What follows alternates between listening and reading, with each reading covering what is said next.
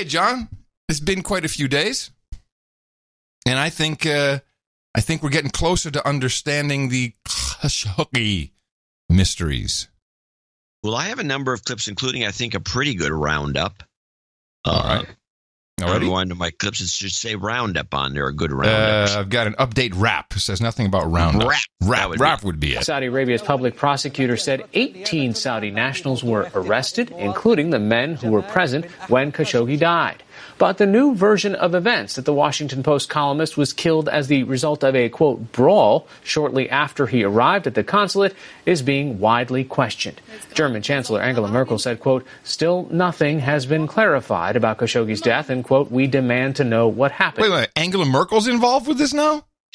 Why is she all of a sudden in this convo? How should I know? It's ridiculous. Members of Congress from both parties also dismissed the Saudi government's latest version of what happened. The ranking Democrat on the U.S. House Intelligence Committee, Adam Schiff, tweeted that the claim was, quote, not at all credible. If he was fighting with those sent to capture or kill him, it was for his life. Republican Senator Rand Paul tweeted, quote, what they did was unacceptable, and I call on my colleagues in Congress to join me in denouncing their behavior and changing how we treat them. A senior official of Turkey's ruling party said today that Turkey would never, quote, allow a cover-up of this crime. Turkey will not let this ugly, frightening, inhumane case go, which was against humanity. Turkish officials have said that they have audio evidence that Khashoggi was deliberately killed and dismembered. Yesterday, President Trump was asked if he thought the Saudis' new explanation was credible. I do. I mean, it's early. We haven't finished our review or investigation, but I think it's a very important first step, and it happened sooner than people thought it would happen. Oh, man. I think we need to play the jingle for this. Distraction of the week. Hey, on No Agenda. This is one of the better ones, John, because we have, of course, Khashoggi's disappearance, killing, dismemberment, whatever it is the distraction from what this is really about. And this is very big on a grand political scale, what's taking place here. And I'm not sure Trump was ready for this. Because the main thing, first of all, let's just step back. So boo-hoo, Saudi Arabia killed a Saudi on their own turf, which is an embassy, is Saudi Arabia. There's no jurisdiction from any other country over that. The country that stones women, beheads people, kills them. Most of the 9/11 hijackers were from Saudi Arabia. No, now we have to get outraged. So obviously there's something else going on in the background. And it's much bigger than background. And I'll just give you the main two pieces is we have the U.S. and Saudi Arabia doing a number of things, mainly preparing to supply oil and continue to supply oil and gasoline and oil products to the world, while on November 3rd, the full-on sanctions for Iran go into effect, blocking Iran from trading oil through U.S. dollars and U.S. payment systems. And, of course, we have China and Russia and a whole bunch of countries who would like to participate in oil trade with Iran. And if we somehow get in a spat with the Saudis and they either stop oil production or set it at $300 a barrel or whatever could happen or may not happen, that gives the European Union, who I'm looking at in this case, free license to go and get oil from Iran, which they are already in discussions. In fact, when I get this report, confirmation, Europe is finalizing the mechanism for cooperation for buying oil and oil products from Iran. So this seems to be, as always, about oil, turf, and there's always a hooker in there. Well, first of all, I got to call you on the distraction of the week. It's not a distraction if it's politically motivated to actually accomplish something. So it's more than a distraction. I'm saying the distraction is the killing. But okay, all right, I'll give you that. It doesn't matter. It's just it's distracting everyone from looking at what's really going on. Let me put it that way. Does that make sense? It is. I believe that's true, but at the same time, it does have a purpose. Now, I looked into this Khashoggi guy as deep as I could go. The deeper you go, the more sketchy this guy is. And let's just say I need Al Sharpton to do a story on him, because that will be, for the No Agenda show, the official pronunciation. I cannot wait. Everybody, please record Al Sharpton as often as possible. We need to get his pronunciation of Khashoggi. I think he's still got that once-a-week show. Now, Khashoggi spoke on behalf and at the Council on Foreign Relations. So that gives you any idea of where he may be allied. But he did this 9 months after 9/11. And it was on C-SPAN. And what he said himself is not so interesting. He's not very, certainly in 2002 was when this C-SPAN thing took place, or this event for the Council on Foreign Relations took place that was broadcast on C-SPAN. His English is not very good. Certainly he has to have, someone must be rewriting his articles from back in that period. But what I found interesting was his introduction by the then executive editor of the Washington Post, Wapa. So again, this is 2002, 9 months after 9/11, and he introduced Jamal Khashoggi and read a number of excerpts from his articles at the time, which I think really sets the stage as to who this guy was, what he was writing about, and why would anyone be so in love with him? I thought that I would get things going by reading a few provocative quotations from our guest, and then turn it over to him. The first is from a piece that doesn't have a date on it, but it's in the last few months, which began this way. Americans want unconditional condemnation of the horrible attacks that happened in their skies and on their land. They also want total cooperation in their fight against terror, according to their own definition of what terrorism is and exactly who the terrorists are. But Saudi Arabia will not give in to such demands. Saudis tend to link the ugliness of what happened in New York and Washington with what has happened and continues to happen in Palestine.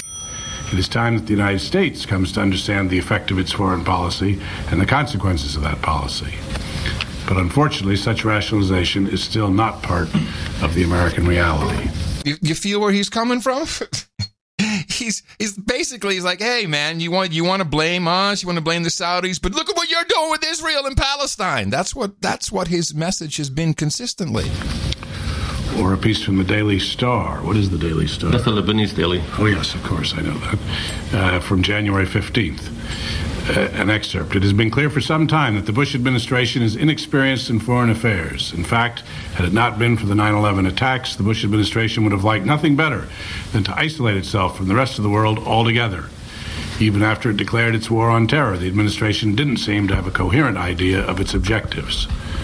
The Americans have also been relying on advice from the Israelis, who view the Arab Muslim world from the extremely narrow perspective of their own interests. While such an approach is certainly not in the interests of a global power with wide-ranging relations, such as the United States, we cannot but resign ourselves to this fact and try to cut our losses the best way we can, so long as the Americans are happy with this bizarre situation. And the last bit? Another paragraph from the same piece. September 11th made matters worse in Saudi-American relations. The attacks provoked a torrent of hate toward Saudi Arabia from U.S. opinion shapers that couldn't but influence the American public. I happen to believe that the aim of this anti-Saudi campaign wasn't to further American interests, but to absolve Israel and the blind American support for the Jewish state of responsibility for what happened on September 11th. Did he just blame Israel for 9/11? Did he just blame Israel? Sounds like it. I found that expressing this opinion greatly angers U.S. columnists who explain it away as implicit support for the crimes committed on that day. So you can see our guest is now a man who shies away from telling us what he thinks. So, and I wish it would have cut into the part where it says his name. The editor's name? No, the editor says I like to introduce Khashoggi or Khashoggi or he says Khashoggi. He says Khashoggi. But Khashoggi himself was not that interesting. He was just going on droning. The thing is, another part of our deal with Saudi Arabia is actually what Jared Kushner is doing. Jared Kushner, who is, this is very funny if you see what they're saying about him. He was working directly with MBS, with Mohammed bin Salam, working directly with him to figure out the two-state solution between Israel and Palestine. And that's why Trump was always so confident talking about, well, it's a tough thing that would be the biggest deal in the world to do. And, and then he appointed Jared to be a part of that. And we had strengthened our relationship with the Saudis, which I think had soured a little bit when Trump went to talk at the UN and said, hey, OPEC, you're not holding to our deal. You were supposed to keep these prices down at a normal level. And, obviously they're not at the level Trump would like them to see, or anybody for that matter. But it seems like a lot of this comes back to the Palestine-Israel agreement back to 2002 when Khashoggi was writing about it. And just I'll take this little side route about Jared Kushner, knowing that that's what he's been doing, or that's what we've been told he's been doing.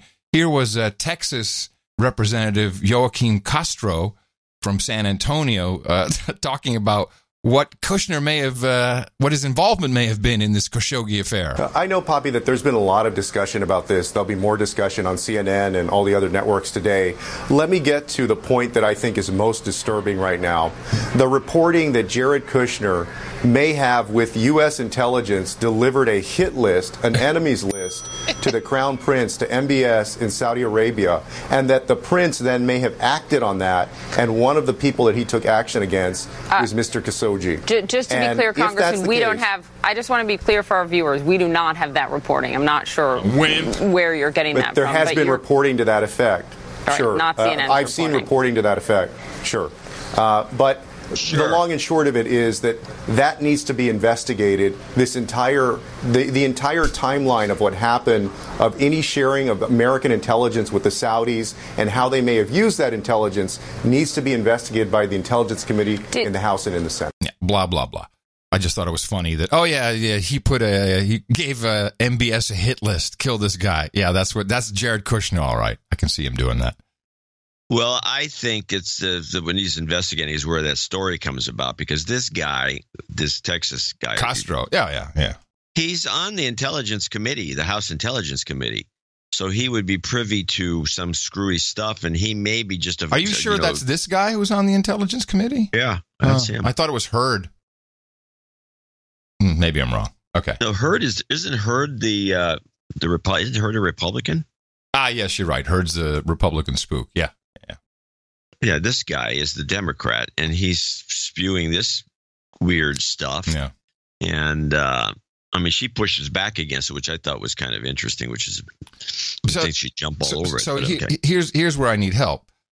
So clearly someone wanted to the way I see it, someone wanted to muck up the U.S.-Saudi relationship. There's a lot of Palestine love in our government. There's definitely still a lot of Iran love in our government. Remember, our government made a huge deal under Obama with the Iranian regime. So somewhere, why no one's saying, the Russians did it, or somehow someone's involved in Trump was not ready for it. You can see it. He's like, oh crap.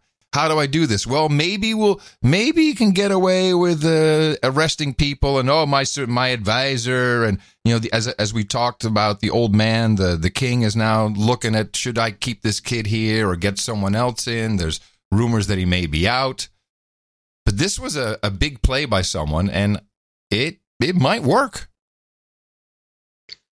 Well, I think they're still going to pin it on the one of the intelligence guys in the Saudi government, and they're going to hang a few of them. Yeah, and that will be the. These guys will be taking one for the team. But does bin Salman, does he survive this? Because I think he's got a lot of enemies in Saudi Arabia as well. Yeah, he does. He has tons of enemies, and he has his whole family.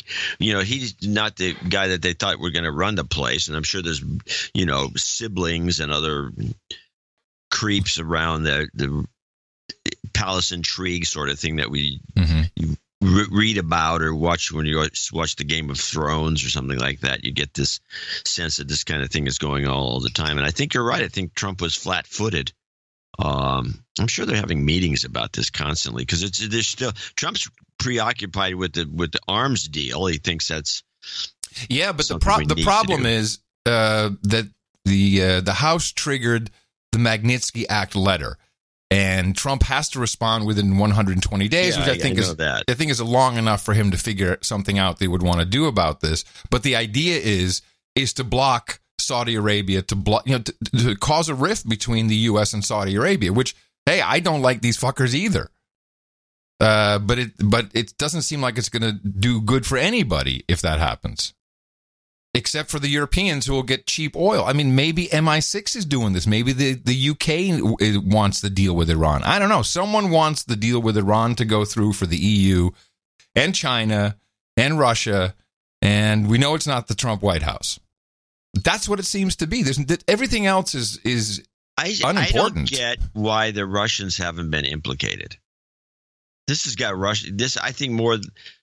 I think it's less likely that it's MI6 because they're still dealing with this Brexit mess. Yeah, I agree. And you have Russia. Russia is they benefit greatly, it seems to me. And Putin, Putin just came out over the weekend saying, well, and I've asked a couple of our Russian producers to check authenticity of what he said to me, but as what I've received so far, it looks like it was. He said, "Oh, America is in its sunset, you know." They're at the end of their power. It's diminishing, and this will be all over soon. That was the gist of what Putin said. So it seems like that comes at a good time. So yeah, this would be an opportune time to say it was the Russians who at least made this a big deal. I'm not getting why our news media, which is also anti-Russian, all of a sudden is now like giving him a pass on this and not even mentioning the possibilities. It seems as if they don't even want to speculate. And they speculate about everything that has to do with Trump, but they won't speculate about this because, and they keep referring to him, as you saw in the RAP report, he's only referred to as Washington Post columnist. No, journalist. They have the galls to call him a journalist. Yeah, journalist. Yeah. No, he's a columnist, a blogger.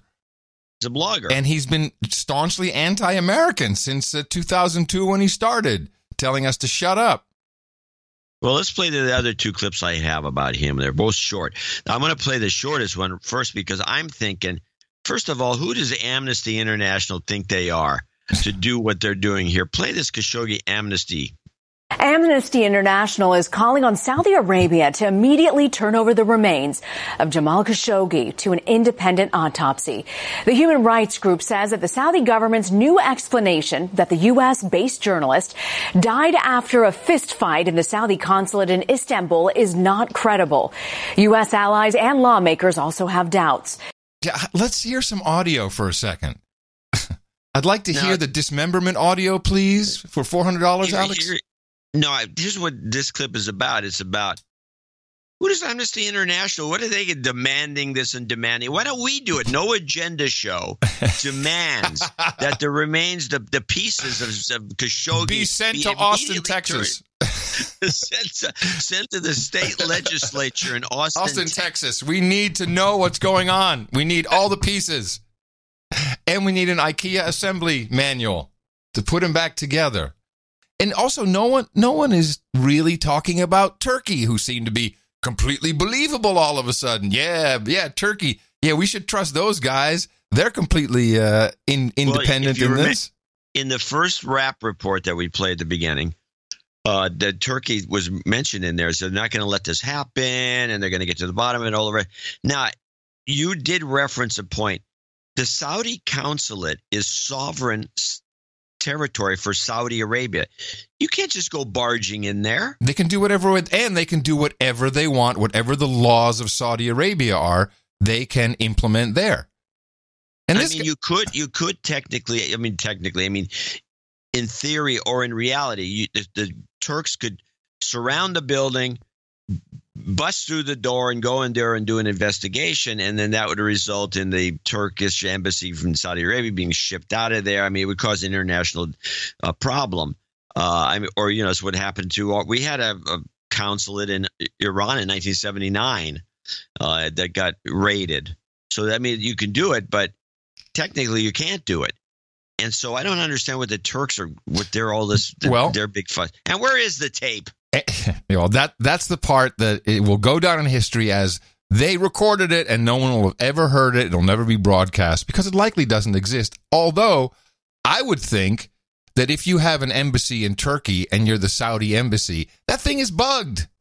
And that's the kind of tape they're talking about. Here's NPR about Turkey. Despite last night's revelations, there are still many, many questions about this whole episode, including what possible goal the Saudis could have had and Turkey's role in all of this. Turkey has been a key source of both leaked and public information, but as our next guest points out, that country's human rights record is no better than Saudi Arabia's. Mr. Cordesman, thanks so much for talking with us. A pleasure. You pointed out that Turkey's human rights record is no different or no better, really, than Saudi Arabia's when it comes to suppressing dissent, suppressing media criticism. So first of all, is it fair to assume that the details that we've been getting so far from the Turkish media and other sources came with the approval of the Turkish government? If that's the case, what's Turkey's role in this? What's their agenda in this? Well, I think it's hard to be precise, but Turkey is actively competing with Saudi Arabia for influence in the Middle East, in the Arab world. So what we're looking at is a country that has every reason to try to sort of reduce the Saudi profile and influence in the region, and that includes ties to the United States, because Turkey's relations with the U.S. have become increasingly bad because of the authoritarian shift under Erdogan. In the State Department country reports on human rights, they're discouraging for the whole region. You have three countries with something approaching a decent record, Jordan in particular, but Morocco and Tunisia as well. What Saudi Arabia has been found, I think, to have been doing is almost standard operating procedure for virtually every country in the area. And certainly, if you look at the numbers for Turkey, it's arrested, detained, and disappeared far more people in the last 2 years than Saudi Arabia. Yeah, we should totally believe them. They sound legit. Here's the clip with this is the last clip is Khashoggi. This is the Holly Williams report. It was around 1 o'clock in the morning local time when Saudi Arabia finally changed its story, admitting after nothing but angry denials that veteran journalist and Washington Post columnist Jamal Khashoggi had died inside the Saudi consulate in Istanbul, Turkey. He walked in, apparently to get some official paperwork on October 2nd, and was killed, according to the new Saudi account, after getting into a fight and a quarrel. 18 Saudi nationals have been arrested by their government, and several officials have been fired, including the former deputy head of intelligence, Ahmed al-Asiri, thought to have been close to Saudi Arabia's powerful crown prince, Mohammed bin Salman. But Saudi Arabia's new version of events has left many deeply unconvinced, including Khashoggi's longtime friend, Turan Kışlakçı. Was he the kind of man who would walk into the Saudi Arabian consulate and get involved in a fight? Jamal, I think he can't fight anything, Khashoggi's fiancée, Hatice Cengiz, said today in a tweet, "May God have mercy on you, my beloved Jamal." Khashoggi had become an outspoken critic of the Crown Prince.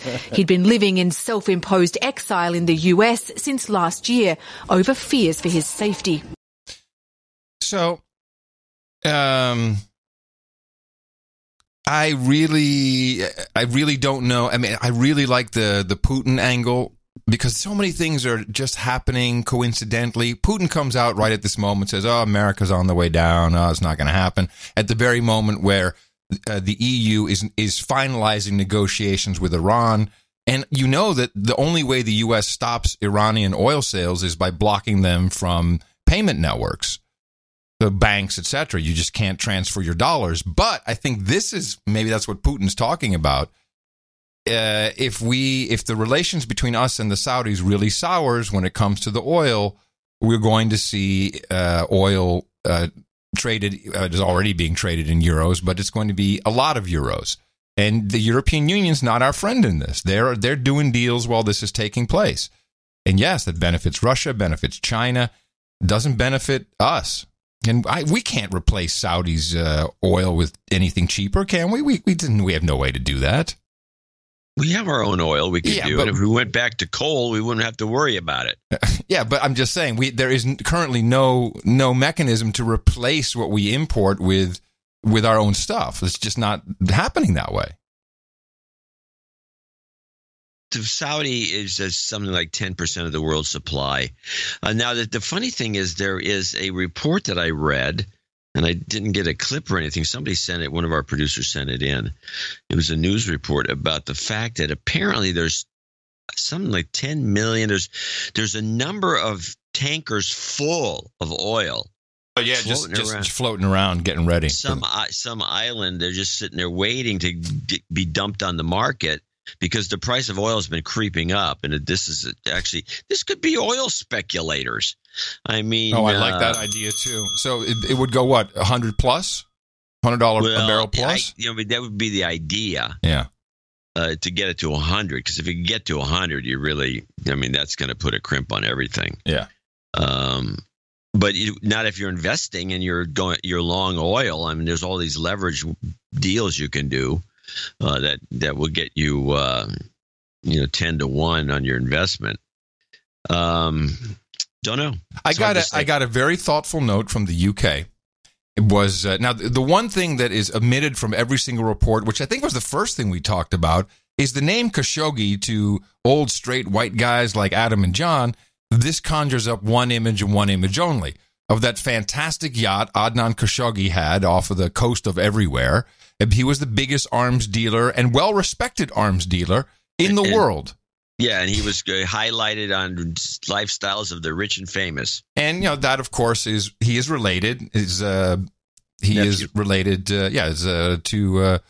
Jamal Khashoggi. And I got a very thoughtful note from another one of the cousins who's in the UK. And he donated $33.33. And so that's how I got the donation note. And I said, hey, did you donate this to be anonymous or can I read? He said, no, go ahead and read. His name is Sean. First name only. And I thought this was very interesting. Adam, thanks again for the shows. But I know none of this seems really important, but as it's headlines, good way for us to meet, may be interesting enough for us to have a chat one day or a pint somewhere within this dimension. And then he gives me a little help on pronouncing Khashoggi. He says, he says the Italians have a lot more fun with the Khashoggi name as they really highlight the cash part of it. The Italians, back in the day with Khashoggi. He says the family yacht, the Nabila, which of course was Adnan's yacht, he sold and later sold to the Sultan of Brunei, was also owned by Donald Trump, lest we forget. Remember that? Trump bought his yacht, that huge yacht. He never spent the $3 million needed just to change the logo. It stayed in Nabilia. Prince Walid took the yacht and then changed it appropriately. But he said, I've been in the headlines all my life. My mom's divorce, my dad's trials, my cousin's deaths. When we were on trial with Imelda Marcos in New York, the U.S. pronounced our name the same way as they do today. It's just wrong. I've had lots of positive experiences in the past with Donald Trump. Remember, this is a Khashoggi family member. He was always kind and good to me. Although my dad did make Marla Maples cry one time during dinner because Donald Trump would always say, oh, man, I want to be like Adnan. He's got 2 wives. She burst into tears. So now I have 2 cousins that have gone out with a bang, Jamal and Dodi. I'm like, what, Dodi? Dodi Al-Fayed? Yes, Dodi Al-Fayed. That's interesting. Who was his mom? A Khashoggi. His mom was a Khashoggi. So these are 2 of his cousins. You see, yeah, they've both gone out with a bang. I'm certain Donald Trump asked his team, wait a minute, was that one of Adnan's sons? But notice the mainstream press keeps his name out of the picture. He's had an intense past, and they want to use Jamal for reasons you and John know better than I do. I was in Saudi Arabia the day before all the Ritz-Carlton arrests. What was that again, John? Was that a big thing that happened? Yeah, don't you remember? You talked about it excessively on the show. This is when Mr. Bonesaw decided to round up 400 of the family members who were all billionaires in their own right from all kinds of dealings overseas and lock them up in the Ritz-Carlton as a kind of a ersatz prison and grilled each and every one of them to find out who was like a traitor or whatever. And then they apparently coughed up a lot of money to get out, each one of them. Yes. And then he released them all eventually. So our producer, Cousin Sean, says it's been pretty intense since that day. And now the Khashoggis amongst ourselves joke by saying, they're killing all the Khashoggis. This is a great note. I really don't think MBS realized the weight of our name. So my prediction is he will step aside very soon. Look how the world is pulling away. But one of my brothers thinks that won't happen. So I guess the bets are on. Thanks again for reading for a small work of we. Okay, thank you very much. So I've asked him a few more questions, and he will follow up. He seems to be very responsive. So this is interesting. This is the Khashoggis themselves seem to be on the elimination. Out. Yeah, they're not very happy, and they're being eliminated. So, and that brings us back to the mob analogy. It's like a mafia operation in Saudi Arabia. Yeah. And it's all these family members, and the family, of course, is the family. If you think about it, it's with the mafia. But if the mainstream, certainly, the MSNBC, CNNs of the world, if they did a little bit of research, they could have a field day with this. Well, Trump bought Khashoggi's boat, but they won't because they're desperately protecting Jamal Khashoggi's image of this freedom fighter who lived among us and wrote for Wappa Wappa Wappa Wappa. Therefore, he must have been great. But he was at the very best a double agent. He was spying on everybody, bringing notes back and forth. There's a lot of evidence of that. Did you read that article, Tinker Tailor, Journalist Spy? Yeah, you put a link in the show notes. People should read that. And there's also the PJ Media article, which is pretty good. Yeah. There's a lot of good stuff out there if you want to look for it. But it's all in alternative outlets. I mean, the mainstream just doesn't want to touch it. And they could have a field day with the yacht itself and the Adnan just connection. They don't even yacht. want to mention. It's just they always mention Adnan in passing as though it's not really any connection. Yeah. Right. And being able to tie Dodi into it. I mean, it's perfect. They eliminated him too, didn't they? Mm-hmm. Mm. So I like the idea of it being just pure oil speculation. That's a really good one because, that's the simple one. A bunch of guys come up with some plan, and then they just wait for a catalyst, and here it is. Some guy got killed. Screw him. Or maybe they've been lying in wait to undermine this Saudi deal.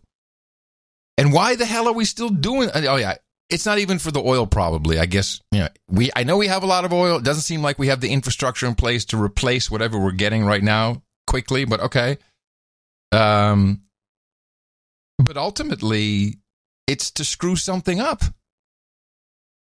That would be my guess. It's to screw something up. And if they were doing it for the midterms, it makes no sense. Way too late to do that. And I said no. Yeah, If you remember the show that, and people should always watch this, the 13 episodes and then pulled off the air, Rubicon series. Yeah. It was pretty much people in the background conniving to screw things up so they could make money. That's all it was. Yeah, exactly.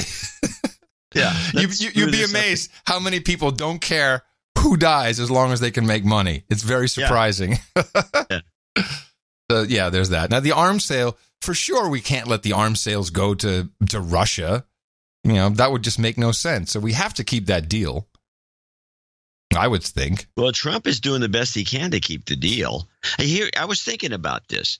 What difference does it make, the politics between countries and the deals between companies and countries?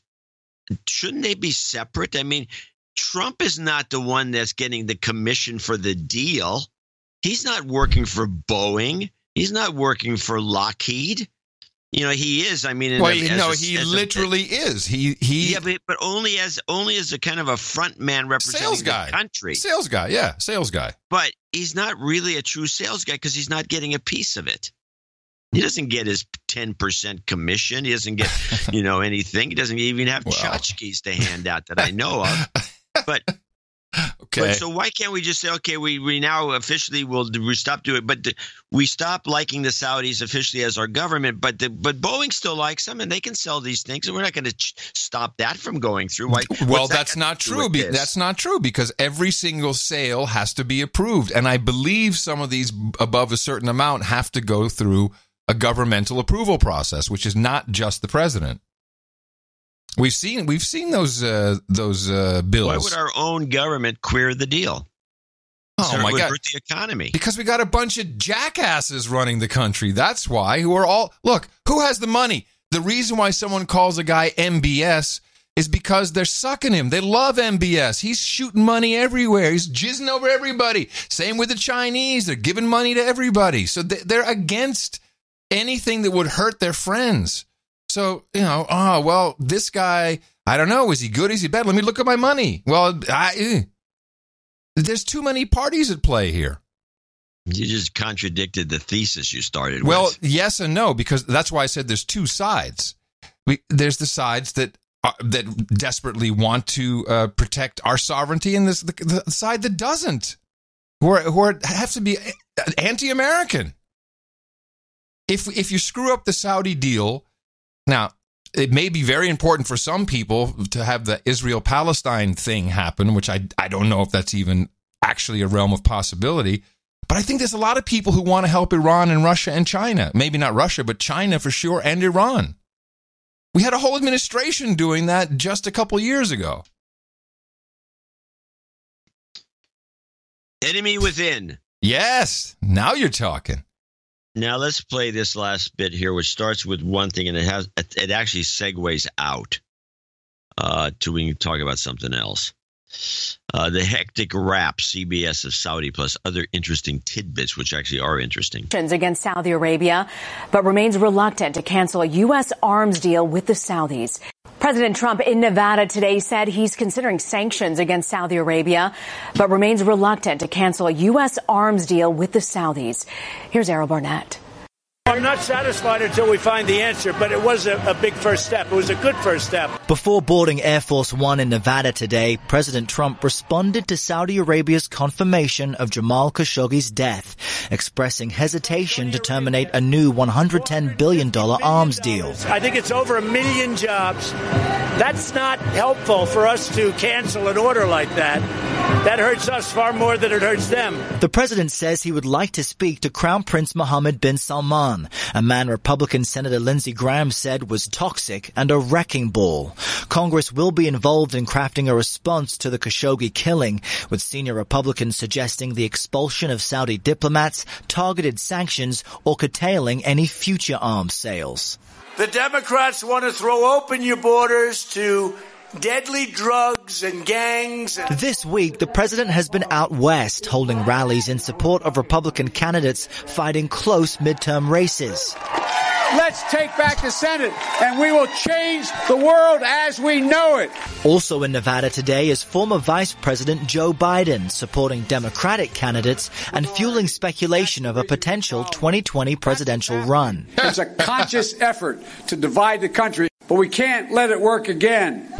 President Trump also announced today he is withdrawing the U.S. from a nuclear treaty with Russia, which dates back to the Reagan administration and the Soviet Union. A national security spokesperson telling CBS News Russia continues to produce prohibited cruise missiles.